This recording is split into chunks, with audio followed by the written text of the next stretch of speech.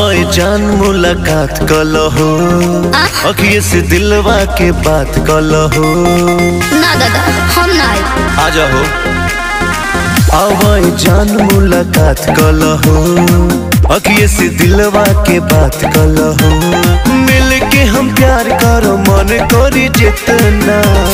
का तोरा प्यार में भइल बहरा सुमंत तना, का जाने पानी के बोतल चढ़ के तना। हो तोरा प्यार में भइल बहरा सुमंत तना, का जाने पानी के बोतल चढ़ के तना।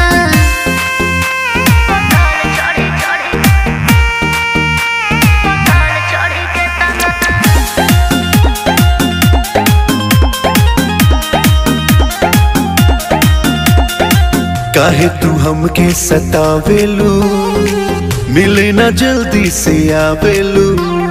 फोन करके झूठे बतियावेलू, अच्छा भीतर से मन बहकावेलू।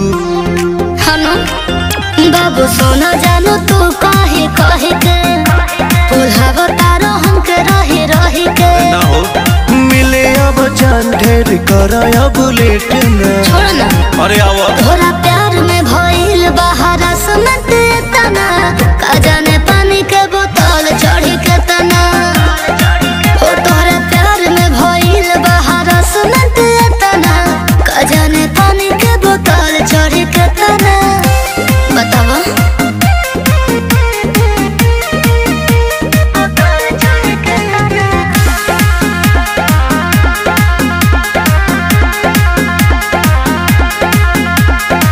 करो न जान तू बहाना हो, होइल बा मौसम सुहाना हो।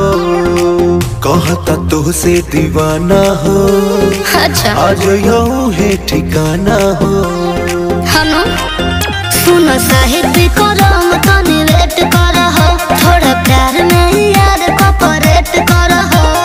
देवेलू दिलासा खाली कर तारू भेट ना।